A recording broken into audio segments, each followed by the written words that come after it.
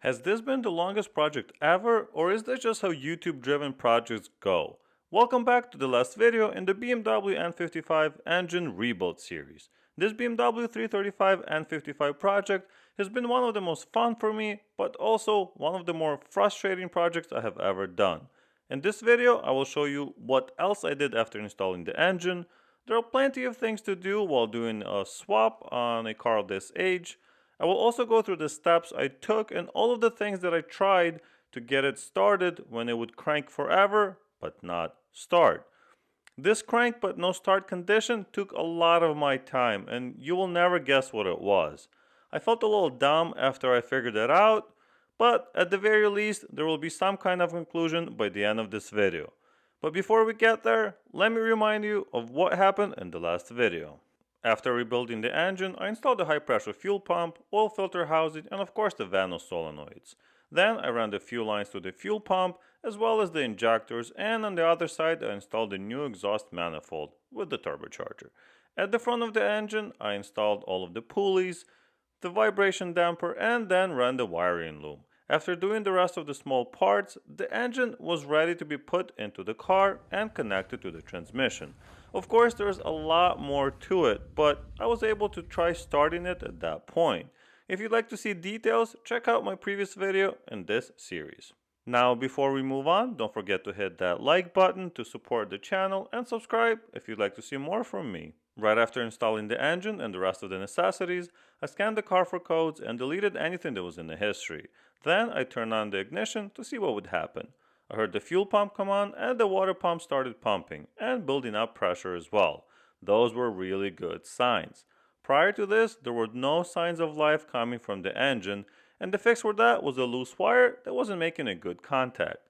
Alright, well this looks much worse because I have no engine malfunction and all this kind of other stuff. I think this is actually progress because prior to now, I wasn't able to see the DME in the car, which is very concerning, of course. So I think this time I might actually be able to scan the DME. Yes, did you see that? ECM DME is actually here, which is amazing. I guess my ground wasn't good enough, so what I did is I put it in another location.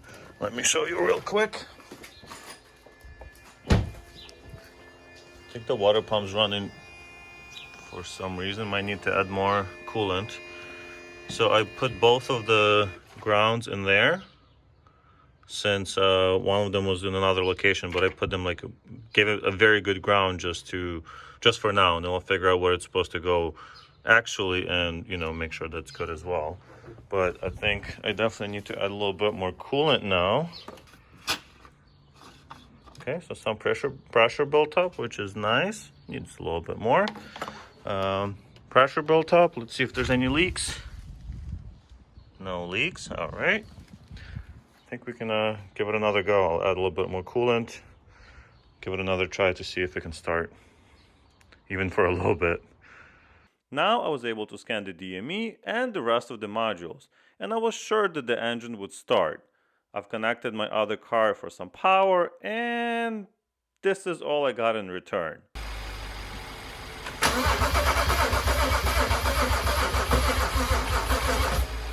This engine would crank for as long as you had battery power, but would not start.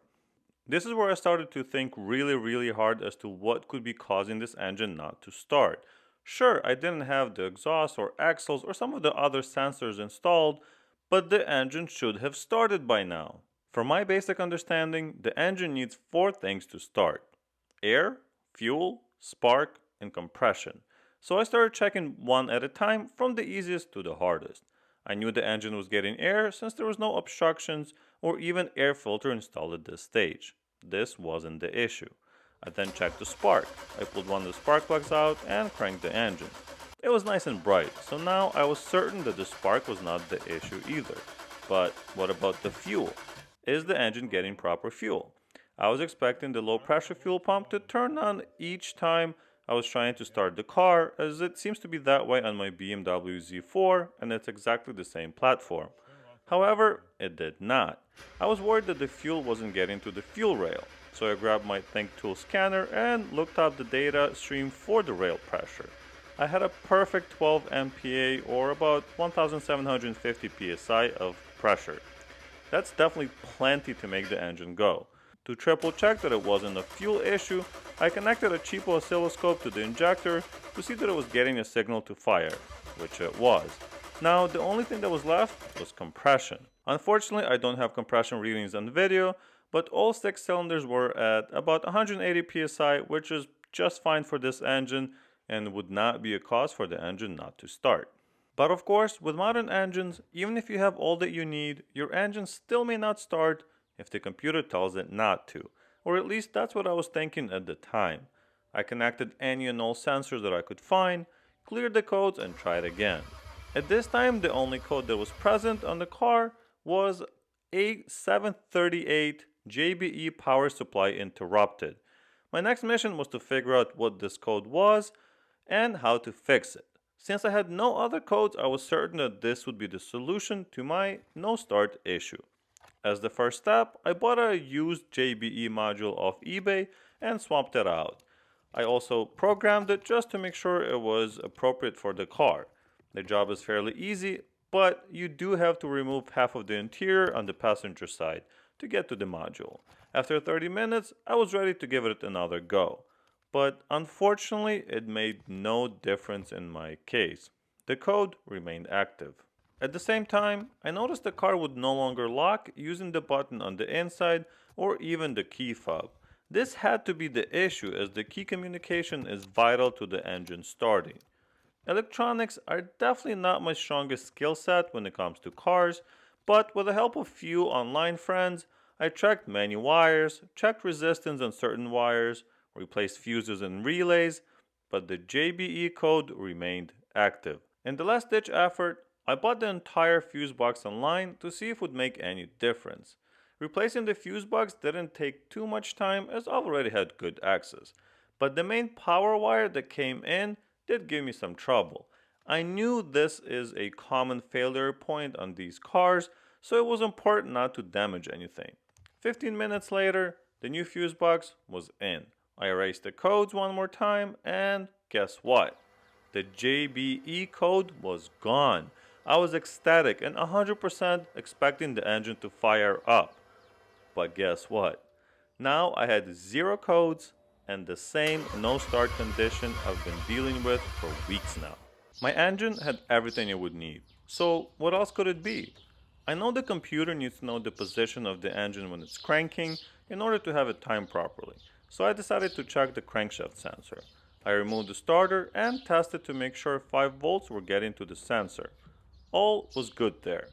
Since I was running out of options at this point and wanted to rule out as many things as possible, I ordered a used one online for a few bucks and replaced it. And as you would guess, nothing changed. I then replaced the camshaft sensors using the old ones I had from the original engine, and even swapped out the Vano solenoids in case they went bad somehow. And then updated the DME, JBE, CAS, and other modules to the latest firmware, all to no avail. Since the engine wouldn't start at this point, I figured I'd get busy with finishing the rest of the items on my list, and hoping that at some point the solution will come to me or someone will give me a good suggestion that I can try. The first item for me was reattaching the rest of the exhaust. When I initially removed it while removing the engine, I had to cut off the bolts as they were so rusted on and just wouldn't come off any other way that I tried. That meant removing them from the catalytic converter, getting new downpipe exhaust gaskets, and a set of new bolts. Alright guys, a little bit of progress. I have put the back exhaust on those little rubber hangers, and I'm about to screw it into place here. So I got my drill right there, and that leaves just reconnecting it right here. Of course, I have my new gaskets and the new bolts that I got since I had to put so much effort of getting this off. Those are, I believe, zinc or whichever ones that are good for exhaust. Getting it done. Getting it done.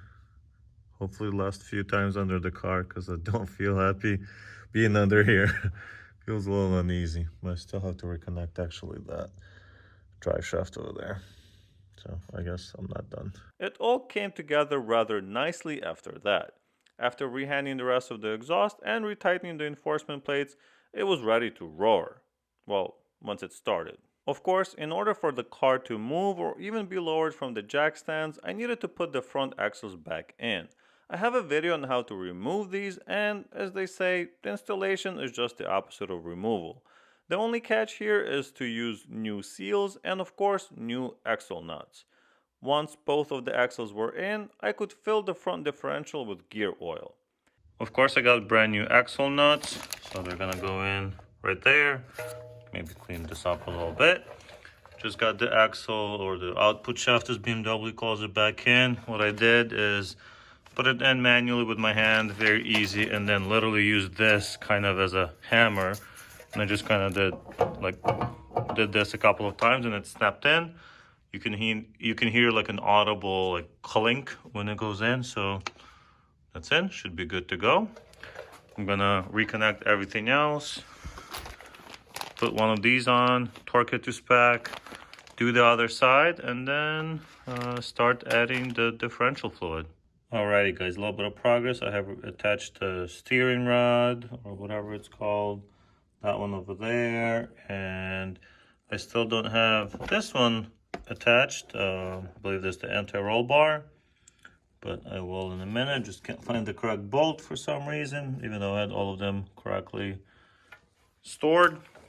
Anyway, I got this pretty much ready to go, so I used the old bolt to pull the axle in, and then I'm going to use my new bolts to actually torque it to spec.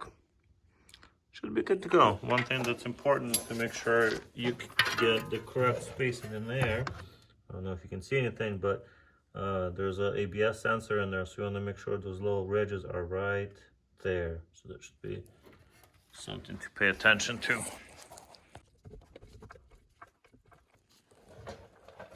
Just raising this up a little bit so it matches up and easier to put back in, and put the bolt on it as well. Honestly, kind of like doing the suspension type of work after this thing wouldn't start.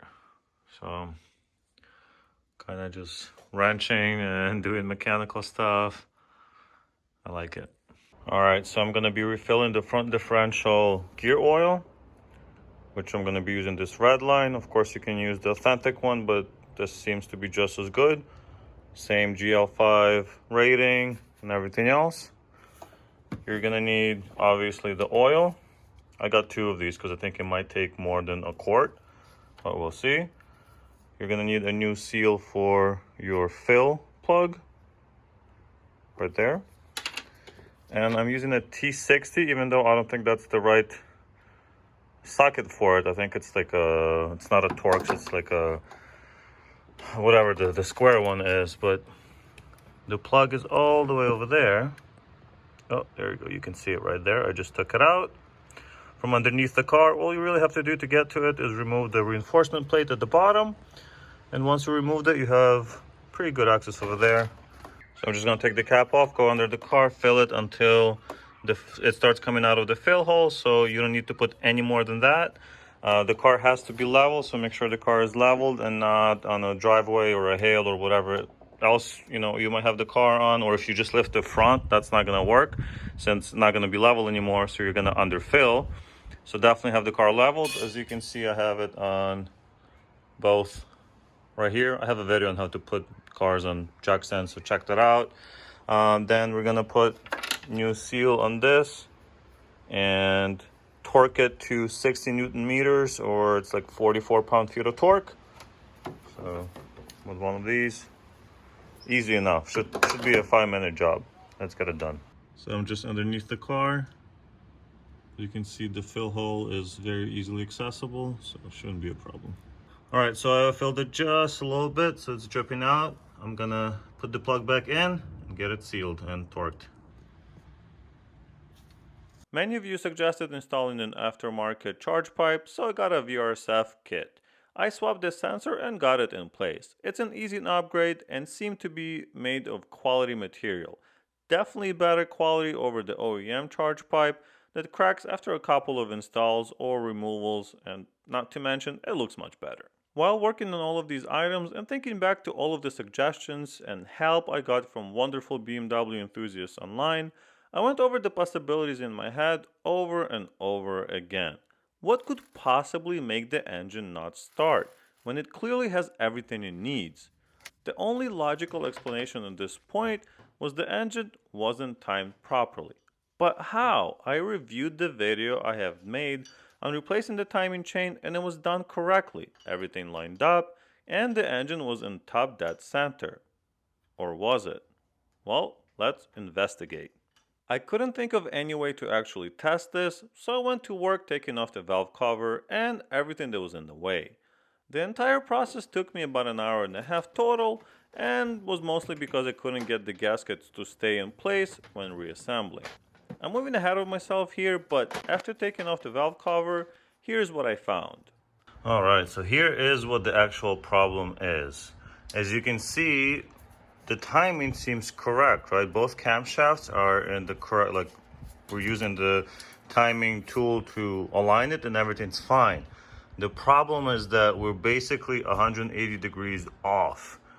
These camshafts are supposed to have the little barcodes or QR codes on them.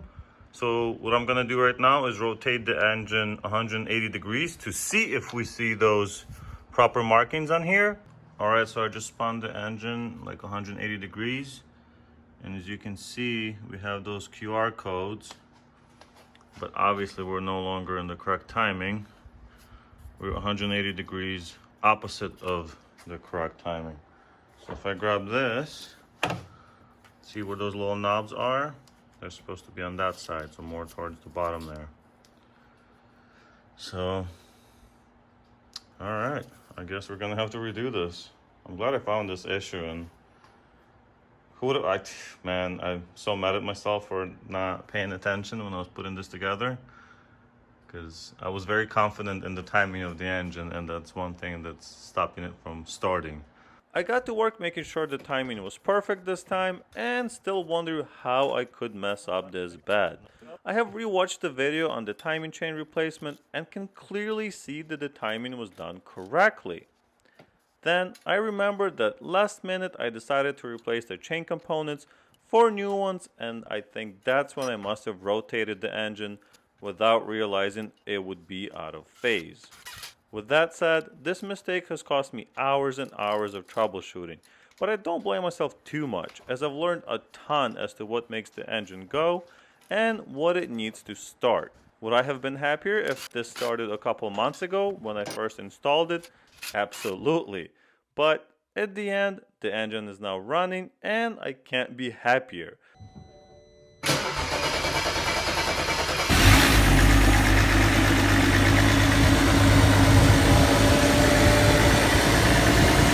There are many other things I want to do on this car once the budget allows, so stay tuned. Well guys, this might be the longest video I have ever done, and if you stuck to the very end, thank you.